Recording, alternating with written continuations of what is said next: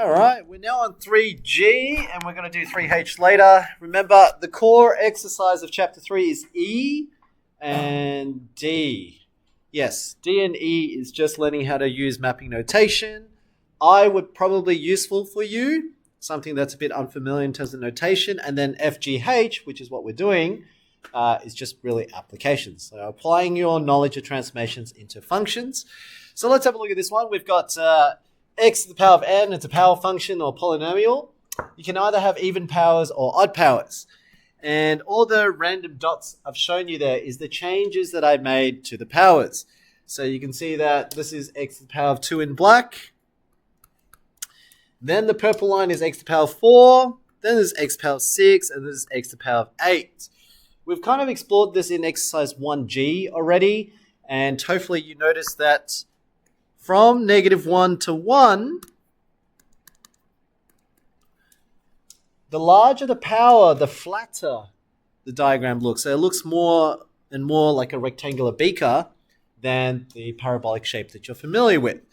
And we also talked about the reasoning as to why this happens. We talked about it being that if you do a half, so anywhere between -1 and 1, say half to the power of 6 increases that denominator. But if you increase that denominator value, it makes the overall value smaller. That's the logic between it. That's why between -1 and 1, if you make it to really high power, it just gets smaller quicker. Okay? And the same thing happens with odd powers. So you can see from -1 to 1, same idea. If you picked a fractional power, so half again, so if you picked half and you did to the power of 9, same thing, denominator gets larger quicker. That means the number gets smaller quicker. Okay? So, what do you fill in these blanks here? There are some key properties with an odd power and even power. We talked about odd powers are, starting with A.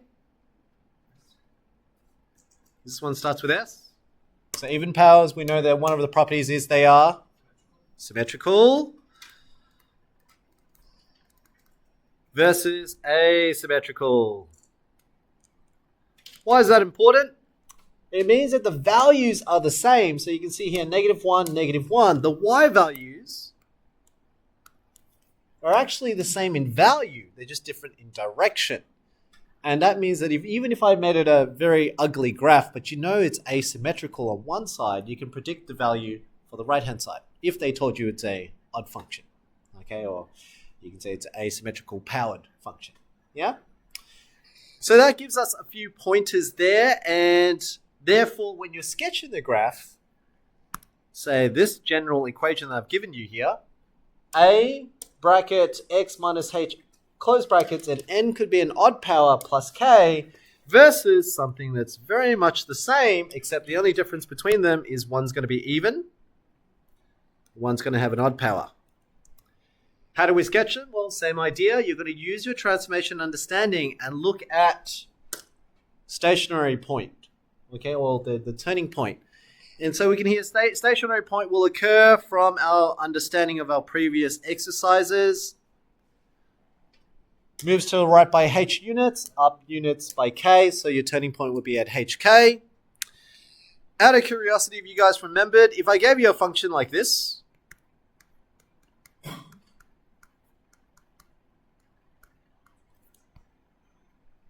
what does the 3 and the 2 do to the graph? Because we can tell that the x-intercepts are at 1 and 2. So 1, 2. That's what we know. If you let y equal to 0, you solve for x, then using null factor law, you can tell x is going to be 1 and x is going to be 2. But what does the 3, which is an odd power, and then an even power 2, do to the overall function again? Because this is clearly an x to the power of 5 function. Well, what can you tell when I put it into those brackets there? Tell me something. What do you know? It's meant to tell us something. Leo. Yes, we do know the x-intercepts, but beyond that, also tells us something else. Like how many times whether it passes through it or kind of bounces off it. Good. So we know it passes through 3 times. What do we expect the shape of the graph? So we'll go, this goes through.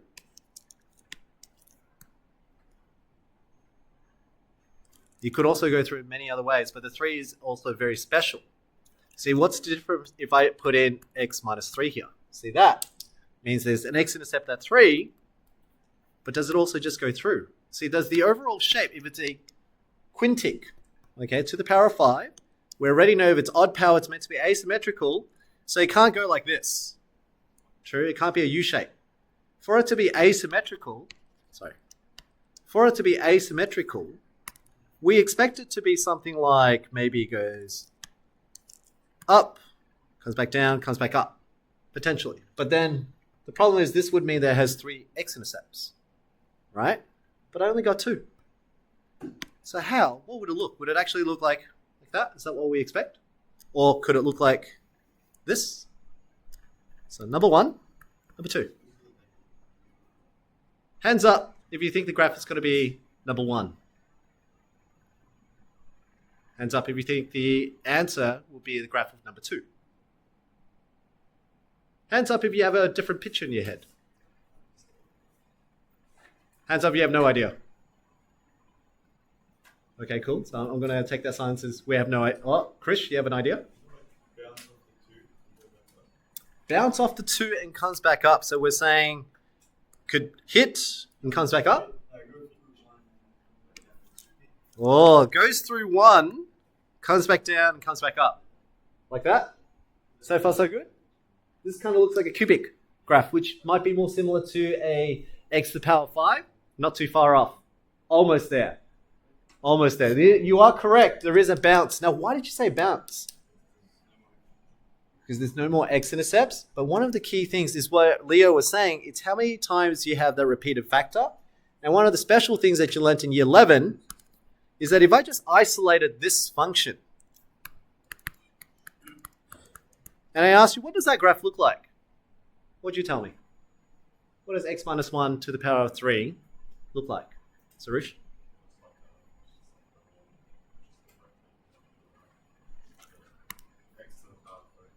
You give me a rough idea what it looks like.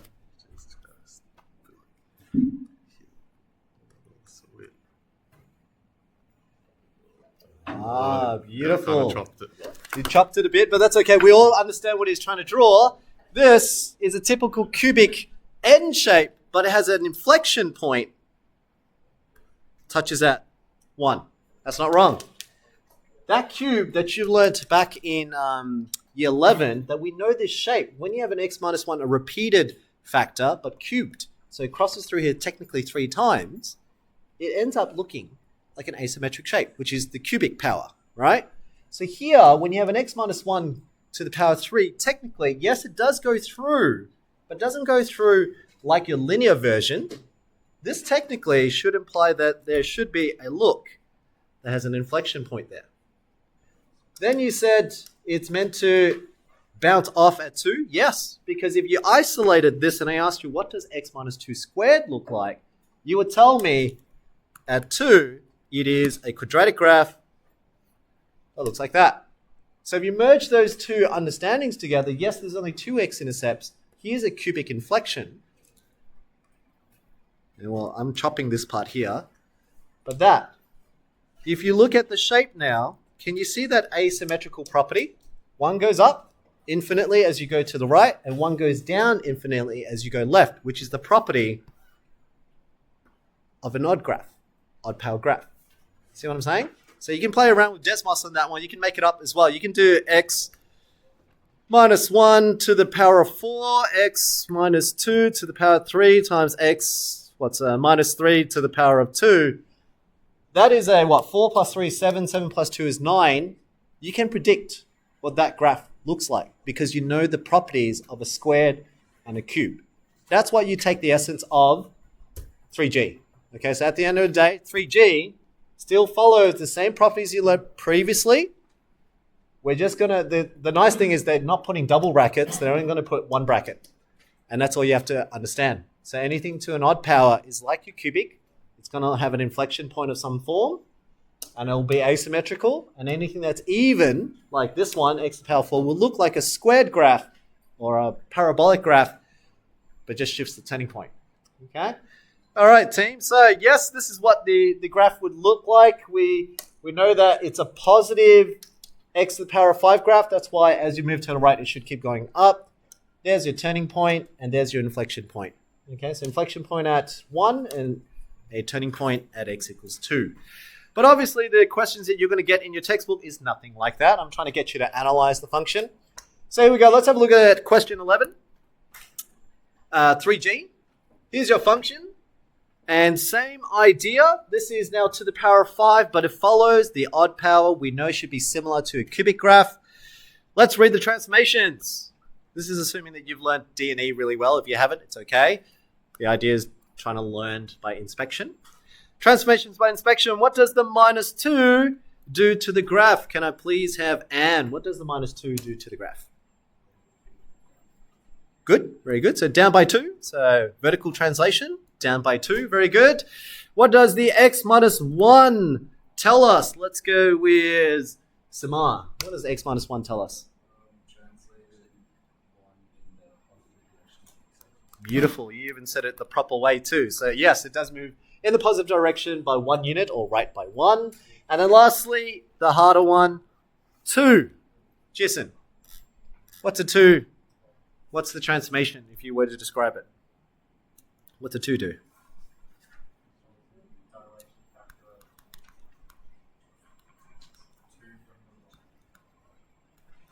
From the y-axis. From the x, yes, because you're affecting the y, so it should be from the x. From the x, and what it just basically means is the vertical stretch, so it looks thinner. Okay, it looks thinner. Had the 2 been right next to the x, it would have been from the y, because then you're affecting the x, so you're moving horizontally. But because you're not affecting the x directly, it's a vertical dilation, so it's a vertical stretch. But nice thing is when you're sketching just one graph, no one knows if you're doing a vertical stretch or not, so you don't have to draw it super thin. It's only when you have 2 graphs, then that 2 matters. So the only important information that you've got to have, roots are right by 1, down by 2. So here we go. Right by 1, down by 2. Now this point is a key point. Since that's to the power of 5, it's not a turning point, it is a inflection point. Okay, and because this is a positive graph, we know that as you move to the right, it should keep going up, and it's asymmetrical. So if it keeps going up, you should expect something like that. Obviously, the larger the power, the flatter that center should be. So if you want it to be clearer, you could draw a bit more flat than up. But like I said, there is no comparison, so no one would know if you're drawing it correctly or not. So if you worked out for the x-intercept, one of the things that you should expect is it should be greater than 1. If you get an x-intercept less than 1, you already know you've done some algebraic error, and the y-intercept should be less than -2. Okay? All right, here we go. Let's work it out, because it actually asks us for axis intercepts here. So y-intercept is the easiest one to find out first. Y-intercept is when x is equal to 0. So f of 0 is equal to 2 times 0 minus 1 to the power of 5 minus 2. That becomes -2 minus 2 minus 4, because -1 to the power of 5, odd power makes it negative. Negative times 2 is -2. -2 minus 2 is -4. So like we predicted, we said it should be less than -2. 0, -4. Fantastic. X-intercept now. X-intercept occurs when y is equal to 0. Let's see if you can solve this. 0 equals 2 bracket x minus 1 to the power of 5 minus 2. What's the first step? Let's go with Zach. What would you do first? I want to solve for x right now. Bring the 2 across and divide by 2. Good. Next, let's go with Jacob. What do you do next? So it becomes 1 equals x minus 1 to the power of 5. So Rich, how do I get rid of that 5? The fifth root. Very good. The fifth root. The fifth root of 1. And logically, we know the fifth root of 1 is equal to what, Vibha? 1. Fifth root of 1 is 1. So you got x minus 1 now. Add 1 on both sides. x equals 2. So therefore, your x-intercept is at 2, 0, and it fits what we said. It had to be greater than 1 based on that analysis. Very good. Next question. Flip over the page. Here we go. Same idea. Reading transformations. Let's pick another few people. Alicia. -3. What does it do to the graph? Very good. Down 3. Next one. The x minus 2. What does the x minus 2, Charlie? What does it do to the graph? Very good. Right by 2. And then, let's be careful. Minus. What does that minus, technically negative, what does that negative sign do to the graph? Can I please have, let's go with Aryan. What's that negative sign? How would you describe that transformation?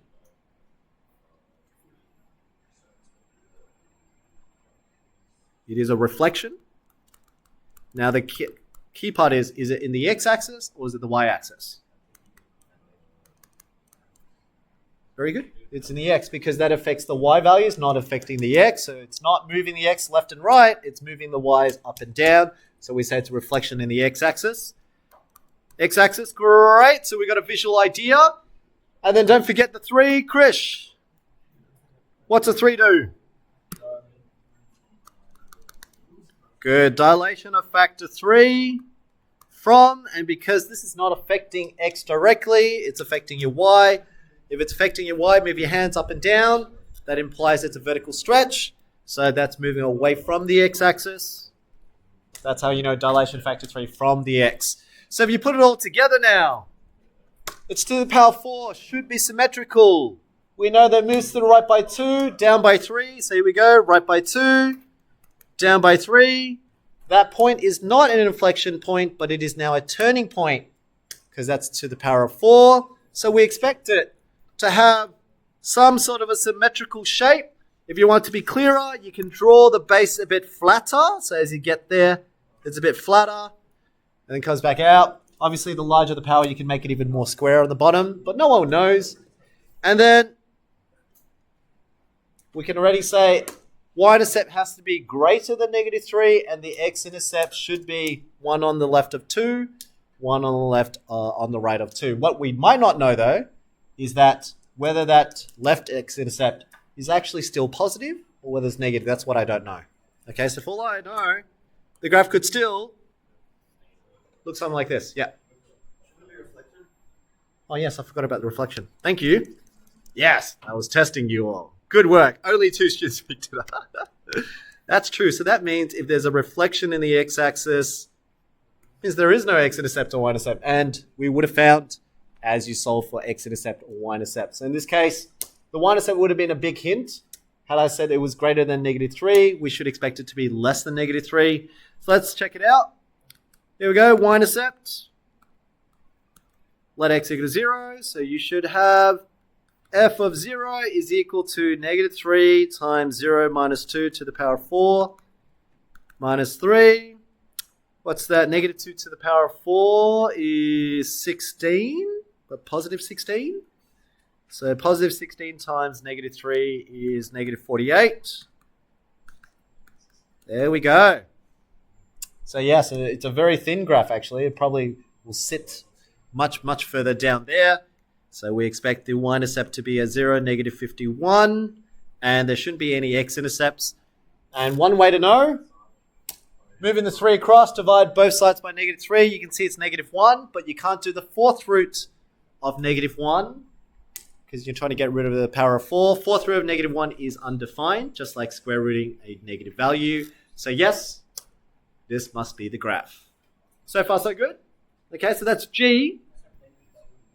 Let's try this one. I'm going to pause the video. I'm going to give you, let's say, how long should that take you? Shouldn't take too long. Let's give you 3 minutes. 3 minutes to answer question 8 of your textbook. Check your answers. Did you get H is 2, K is 3, A is -9 on 16. Can I get a show of hands who got that correct? Show of hands, right up, right up, right up. All right, good. That is exercise 3G. So what do you take out of 3G? 3G, you should know even versus odd powers, what kind of properties you expect, the asymmetrical versus symmetrical property. I tried to extend your understanding with the idea of y equals, and depending on the power, that should determine the shape of the graph. You can play around with that on Desmos if you like, and you start to understand what those cubes and squares do to the overall graph. And then the last part of 3G was to work for unknowns, and that's the key part. That's the problem solving component. So let's go to 3H now. 3H is very similar. 3H, here we go. You should be able to tell me a couple of properties here. I'm going to give you like maybe 30 seconds to have a look at the graph, then look at the equation, and then tell me one thing you can see. That's the ability, once you work in transformations, you should be able to do through inspection. You look at the graph and you should determine a couple of things. 30 seconds, have a look.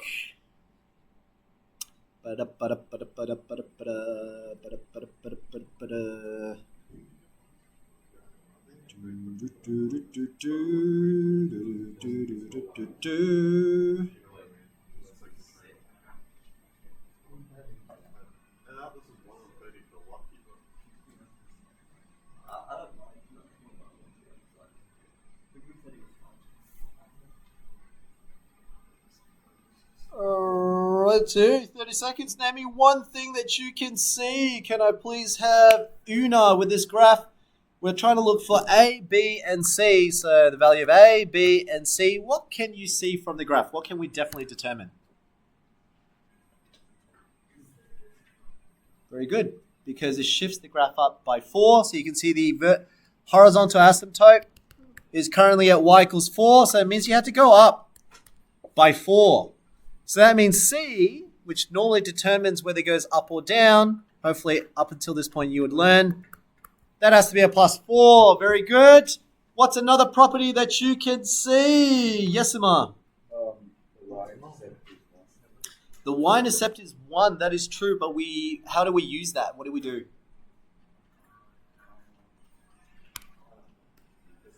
That is a key point. Why do you think I gave you 0, 1? What's the point?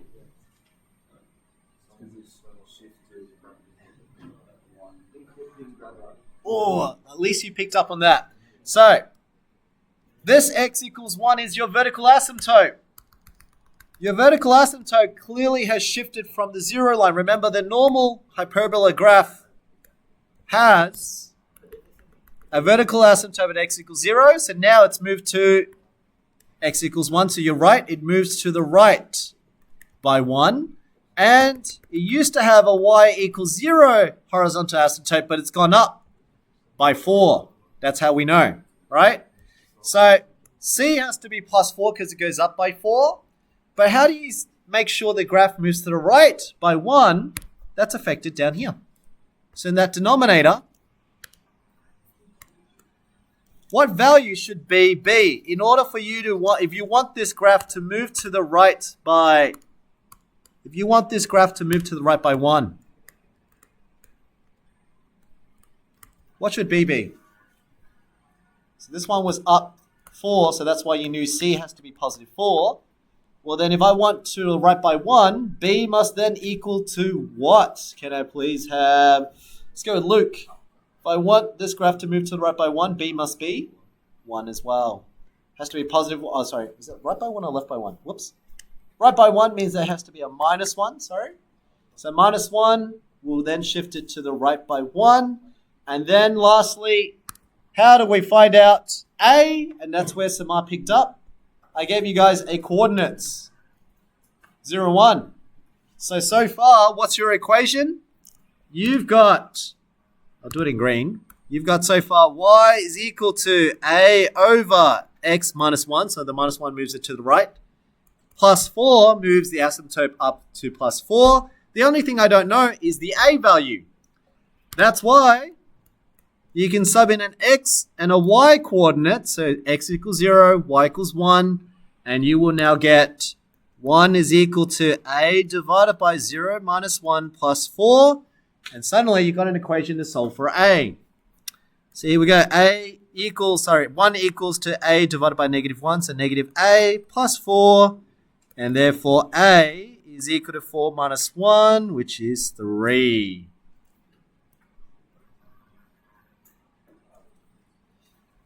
There we go. So this is where, as you can see, with 3H, it means that your 3E had to be pretty good, but after doing a while of the mapping notation, you should be able to look through inspection, and that allows you to find out a couple of information. So the right by 1 and up by 4, that comes from 3E. So if you haven't practiced 3E or you're not really strong with it yet, that's how you do this bit. Without 3E, then you stumble in the last bit, because you can't find A without knowing B and C first. Okay, so make sure 3D, 3E, that's really under your belt. Spend some time to learn it.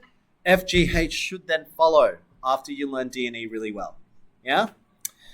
I'll do one more last example, and then we'll call it for today. Oh, actually, that is the last example. All right, here we go. So example 2, you've got the points -2, 0 and -3, 1 lie on a curve. They tell you that the curve is y equals to a root x plus 3 plus b. So they're telling you this is a square root function. You just don't know if it's a positive graph, negative graph, so it could look like this or it could look like that. I don't know. But they did say it has points -2, 0. So -2, 0. And it told you it's at -3, 1 as well. So -3 and positive 1. So I've got 2 points. So, for all I know, it could look like that. But then that would mean there's a reflection in the y-axis. So how do we solve this? So what we can see is x plus 3. What does the x plus 3 do? Let's break it all apart. What does the x plus 3 tell us? What's x plus 3 tell us? Can I please have, let's go with Vibha. In this root equation, what's that x plus 3 tell us here? Very good. 3 units to the left. So here we go. Visualization-wise, that means moves the graph 3 units left. But that could mean it could look like this. Why can't it look like this? I mean, there's 2 explanations why I know it can't look like this. So I'll give you the first explanation. How do I know, just without even plugging in values yet? Why do I know this is not correct? Why can't it just be a reflection of the y-axis? Suresh.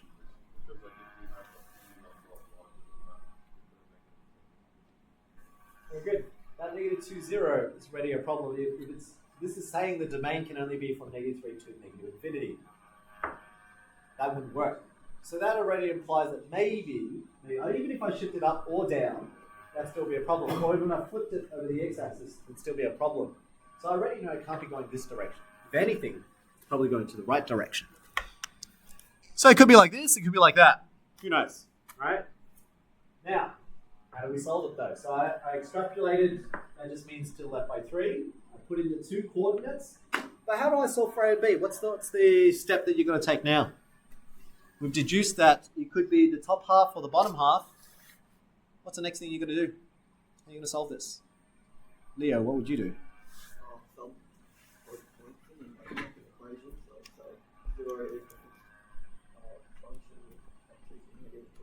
Very good. Let's try it. Solve both points in.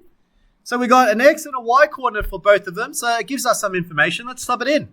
If I sub it in for the first one, let's say -2, 0, then I should get 0 is equal to a root x is -2 plus 3 plus b. And this gives me a root of 1. And conveniently, this gives us 0 equals to a plus b. So that's equation number 1. That's good. That's a nice simplified one. Then we look at the second point.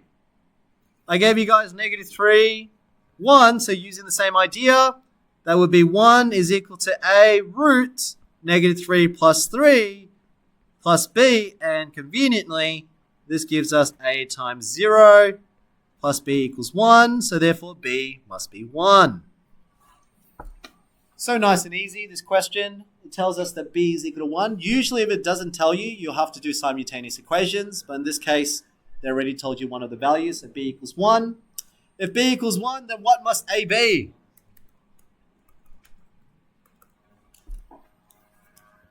How would you solve for it?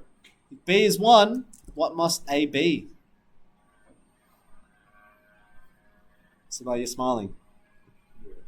What's the answer? -1. Because B is 1, A needs to be -1 in order for that to equal to 0. So you can sub in the point and then figure it out, but A must be -1. So there answers the question, and if I put it all back in, your equation now is y equals -1 root x plus 3, and B is +1. So that makes sense now. I said it was one of these two. It's the top half or the bottom half. And clearly, A being a negative is a reflection of the x-axis. And it's shifted up by 1. So the graph will look like this. There you go. Cool. So we can then deduce a couple of things. And that's what I mean, analysis of the equation. That's what chapter 3 is about. So this is now your time. So 3G, 3F, 3G, 3H relies on the fact that 3D and 3E is strong. If you guys are already up to this stage where you can apply and solve, then 3I is the last bit of chapter 3. It's just to learn it in a different context. So they use a different notation. So learn to use function notation, transformation notation. Otherwise, D&E. Must learn D&E. 3ABC was from last year, just revision, but really focus on DE so that you can move forward. Cool. I'm going to stop the video there.